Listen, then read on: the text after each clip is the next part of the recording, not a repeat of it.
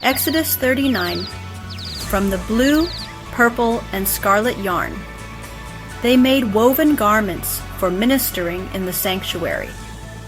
They also made sacred garments for Aaron, as the Lord commanded Moses. They made the ephod of gold, and of blue, purple, and scarlet yarn, and of finely twisted linen. They hammered out thin sheets of gold and cut strands to be worked into the blue, purple, and scarlet yarn and fine linen, the work of skilled hands. They made shoulder pieces for the ephod, which were attached to two of its corners so it could be fastened. Its skillfully woven waistband was like it, of one piece with the ephod and made with gold and with blue, purple, and scarlet yarn, and with finely twisted linen, as the Lord commanded Moses. They mounted the onyx stones in gold filigree settings, and engraved them like a seal with the names of the sons of Israel. Then they fastened them on the shoulder pieces of the ephod as memorial stones for the sons of Israel, as the Lord commanded Moses. They fashioned the breastpiece, the work of a skilled craftsman. They made it like the ephod, of gold and of blue, purple, and scarlet yarn, and of finely twisted linen. It was square, a span long and a span wide, and folded double. Then they mounted 4 rows of precious stones on it. The first row was carnelian, chrysolite, and beryl. The second row was turquoise, lapis lazuli, and emerald. The third row was jacinth, agate, and amethyst. The fourth row was topaz, onyx, and jasper. They were mounted in gold filigree settings. There were 12 stones, one for each of the names of the sons of Israel, each engraved like a seal with the name of one of the 12 tribes. For the breastpiece, they made braided chains of pure gold, like a rope. They made 2 gold filigree settings and 2 gold rings, and fastened the rings to 2 of the corners of the breastpiece. They fastened the 2 gold chains to the rings at the corners of the breastpiece, and the other ends of the chains to the 2 settings, attaching them to the shoulder pieces of the ephod at the front. They made 2 gold rings and attached them to the other 2 corners of the breastpiece on the inside edge next to the ephod.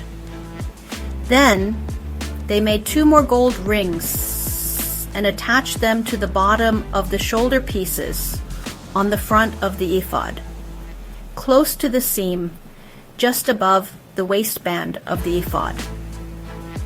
They tied the rings of the breastpiece to the rings of the ephod with blue cord, connecting it to the waistband so that the breastpiece would not swing out from the ephod, as the Lord commanded Moses.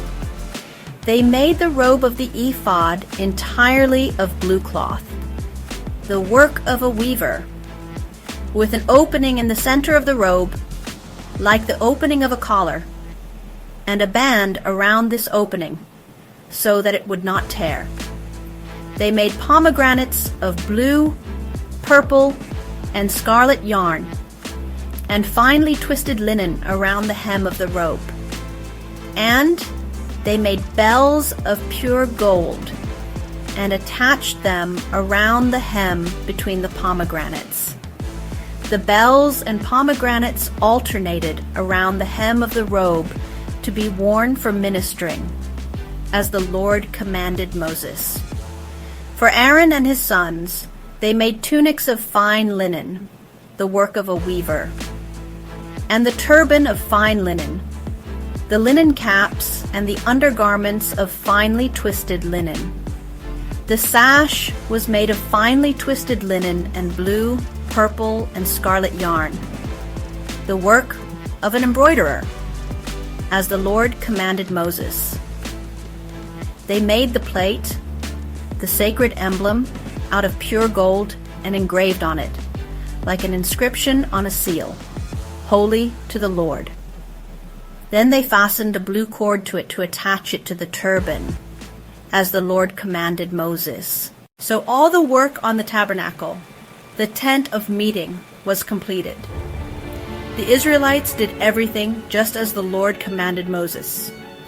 Then they brought the tabernacle to Moses, the tent and all its furnishings, its clasps, frames, crossbars, posts, and bases. The covering of ram skins dyed red, and the covering of another durable leather, and the shielding curtain. The Ark of the Covenant Law with its poles and the atonement cover. The table with all its articles and the bread of the presence. The pure gold lampstand with its row of lamps and all its accessories, and the olive oil for the light. The gold altar, the anointing oil, the fragrant incense, and the curtain for the entrance to the tent. The bronze altar with its bronze grating, its poles and all its utensils. The basin with its stand. The curtains of the courtyard with its posts and bases, and the curtain for the entrance to the courtyard. The ropes and tent pegs for the courtyard. All the furnishings for the tabernacle, the tent of meeting, and the woven garments worn for ministering in the sanctuary. Both the sacred garments for Aaron the priest and the garments for his sons when serving as priests. The Israelites had done all the work just as the Lord had commanded Moses. Moses inspected the work and saw that they had done it just as the Lord had commanded. So Moses blessed them